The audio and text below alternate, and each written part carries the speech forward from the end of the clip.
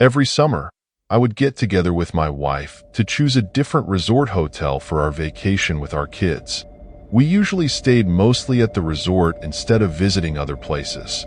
This made the vacation cheaper since we didn't have to rent a car, and it was very relaxing to simply stay there, enjoying the resort and the pleasant surroundings without having to worry about the stresses of daily life.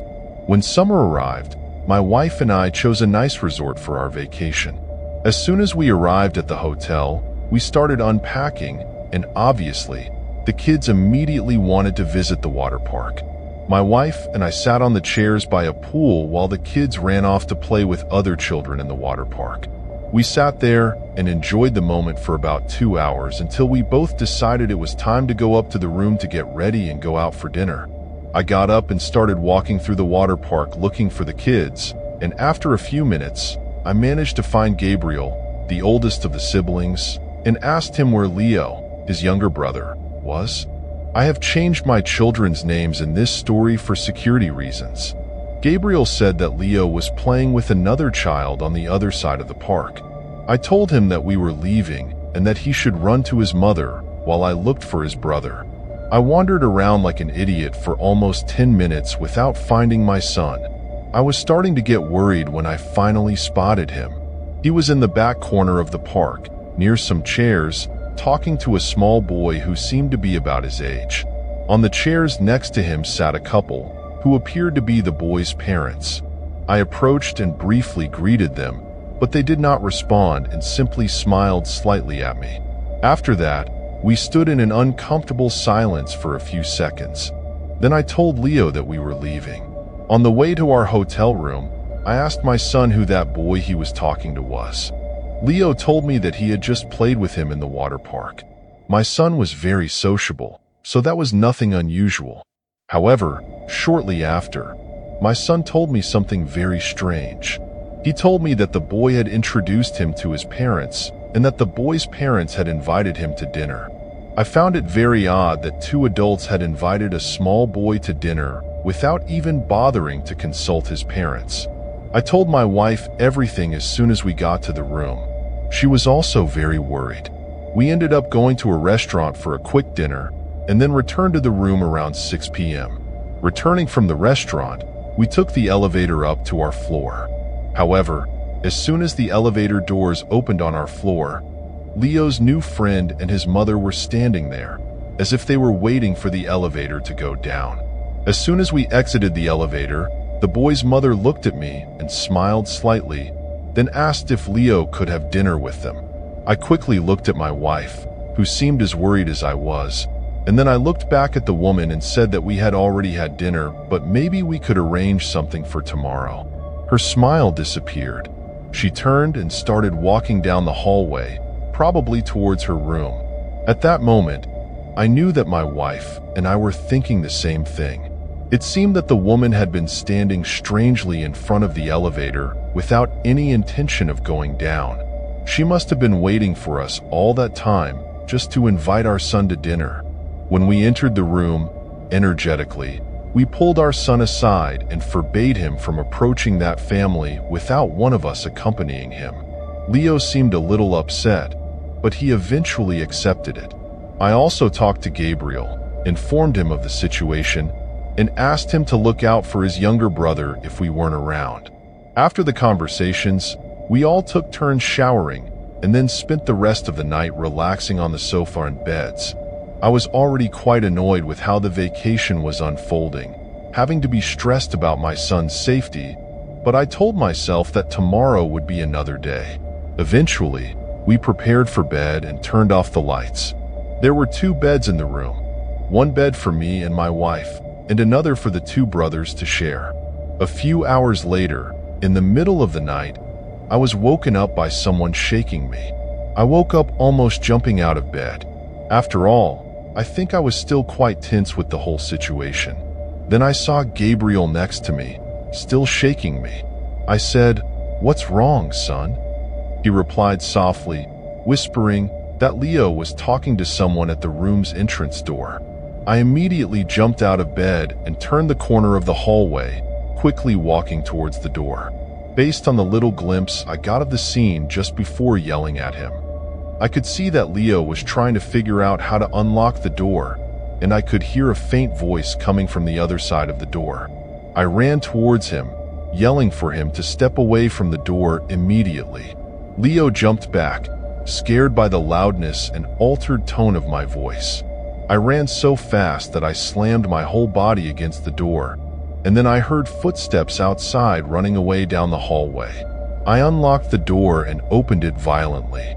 I know it was probably better to stay in the room to call for help, but I was so furious that all I wanted was to confront that wretched person. As I stepped out of the room, I saw a man quickly turning the corner at the end of the hallway, heading towards the elevator. I tried to catch up with the man, but as soon as I turned the hallway corner, there was no sign of him. There wasn't enough time for him to have taken the elevator, so I knew he had to be in one of the rooms on that floor. After searching that floor for a few minutes, I returned to our room and found my wife, who was already awake because of all the noise. I told her to lock the door while I went to the hotel reception to inform the staff about the incident. When I arrived at the hotel lobby, my adrenaline was starting to wear off, and I was trying to calm down to explain what had happened. There was a young woman at the reception who I talked to, and I could tell she had never dealt with a situation like this before. She called security to talk to me, and also called the hotel manager. However, after a few minutes of conversation, it became clear that there was nothing they could do. The hotel had no security cameras in the hallways, only at the exits and entrances. I had no proof and could not describe the appearance of the man who fled from me, and I didn't know if he had any relation to the parents who had invited my son to dinner. But, obviously, I assumed that the man who ran away was the father of that boy at the water park. Although I was certain of the malicious intentions of that strange couple, I couldn't prove anything. To summarize, the best the hotel could do was to give me a refund for the remaining days. So, we used the refund money and went to another resort that was 30 minutes away. It's really a horrible feeling for a parent to know that someone was probably trying to kidnap their child, and yet be unable to do anything. I hate knowing that that strange couple is free somewhere, probably trying to lure another child into an unknown trap. Those two deserve to rot in prison, and I hope that by sharing this story, I am warning other parents about the real dangers out there. One thing that scares me even more is the possibility that the boy who was with them might be someone else's missing child, whom they now use to lure other children. It was a Friday. I was traveling for work and staying in a hotel located in a poorer part of the city. I had just returned from a meeting that lasted late into the night, and as soon as I entered my room, I had to get ready for bed since I had another meeting early the next morning. I wasn't tired, but I knew I needed to sleep, so I decided I would at least lie down and try to fall asleep. After about an hour of tossing and turning, I realized I wasn't going to get enough sleep at all. I decided to put on a podcast to listen to, as this had helped me sleep in the past. Finally, after listening to the podcast for 2 hours, I began to feel drowsy.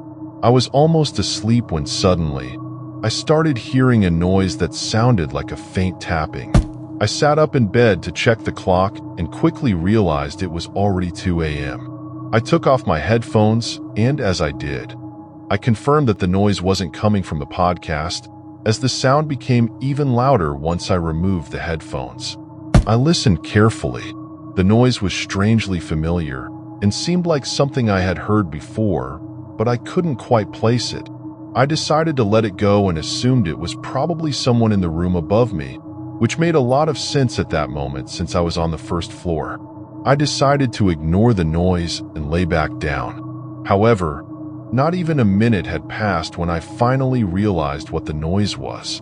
That sound was exactly the noise the latch on my room door made whenever I moved the door. I jumped out of bed and quickly walked to my door, and as I approached, it was confirmed. I could see the door moving while someone outside was apparently trying to break the lock. The door's movement made the latch move back and forth, causing all that noise. Instinctively, I ran to my suitcase and grabbed my pepper spray, which I always try to carry with me. To be honest, I have a gun license and usually carry a gun everywhere, but on this trip, I couldn't bring my revolver with me on the plane. So, I only had pepper spray to defend myself. I ran back to the door. As soon as I got there, I saw the lock turn and unlock. I immediately pointed my spray at the door, knowing that if someone came in, I might have to fight for my life. But luckily for me, as soon as the door began to open, it suddenly stopped. The door's security latch, which acts as a second lock, prevented the door from opening completely. I was still nervous and my heart was racing, but at the same time, I was relieved that I had left the security latch locked, as it had just saved me from a potentially life-threatening situation. However, I quickly realized that the security latch wasn't enough to make the man give up. I could clearly see the man's hand slipping through the partially open door, trying to open the latch from the inside. That's when I desperately lied and shouted that I was armed. Apparently, my lie worked because the hand immediately withdrew, and soon after, I heard footsteps in the hallway running away. I thought for a few moments about whether I should call the police or not, but I ended up not calling since the man would already be far away by the time the police arrived. The next day, I decided to go to the front desk to inform the staff about what had happened, but to my surprise, the hotel lobby was already full of police officers.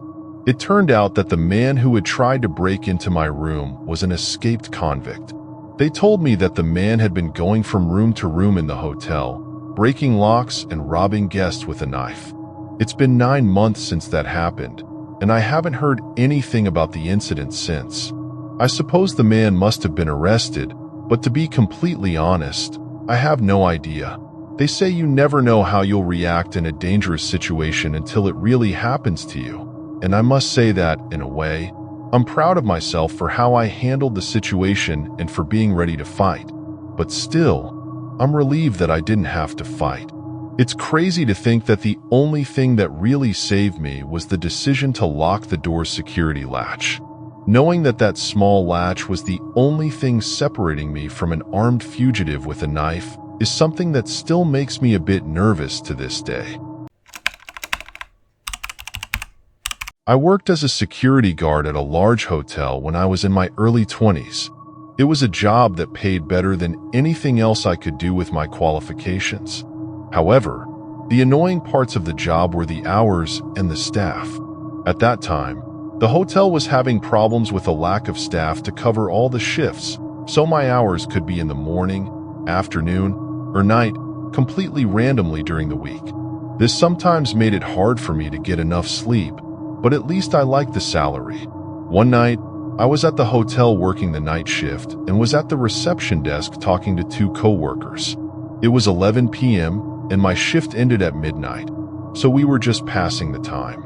In the middle of the conversation, the phone rang on the counter where I was leaning. Checking the number, I saw that the call was coming from one of the hotel's rooms. So, I answered and asked if they needed anything. The man on the phone said he was hearing a loud noise and that something was happening in one of the rooms at the end of the hallway.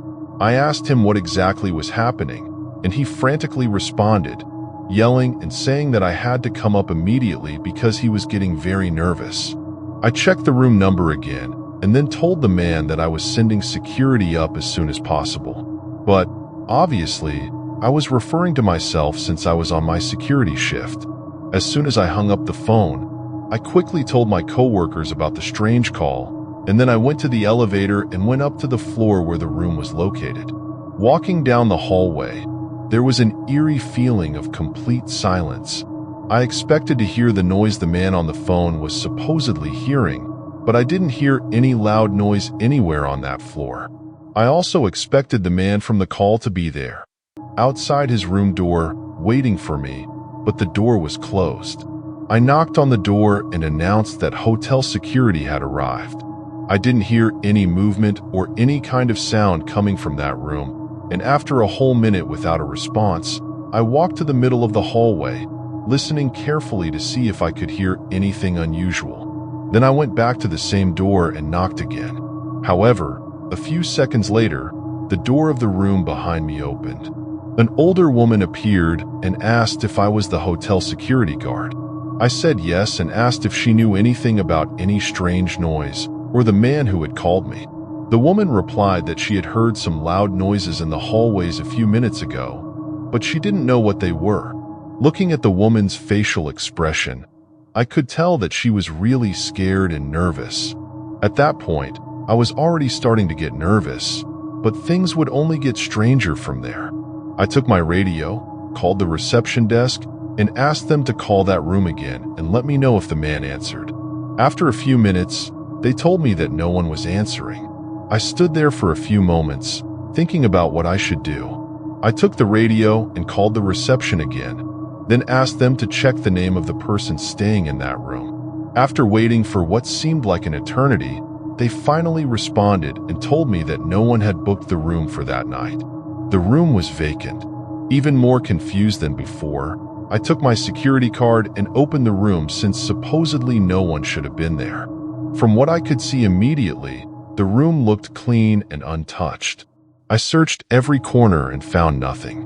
But then I walked over to the phone, turned it upside down, and wrote down its serial number. Soon after, I went back to the reception desk where my desk was and checked all the call logs made from that phone. Indeed, there was a record of a call made from that phone to the reception desk at the exact time I answered that strange call. But, of course, the hotel didn't have a recording of the call, just the time log. So, what I could confirm is that someone was actually in that vacant room without permission. This incident turned into a larger investigation in the following days since the next morning. A person staying on that same floor was reported missing. The missing person's family member, who was in another room in the same hotel, reported the disappearance. The security footage of all the hotel's entrances and exits was reviewed, and the missing person was seen leaving the hotel alone half an hour before I received that mysterious call. I still don't know if the two incidents are connected. I don't know if that call has any relation to the disappearance, but the whole situation is certainly strange. I have no idea how the man who called the reception got access to the phone, and I don't know how he got into that vacant, completely locked room. I also don't know his identity, but I personally believe that the reason he made that call certainly has something to do with someone being kidnapped. The man behind the mysterious call was never identified, and the missing person has not been found to this day.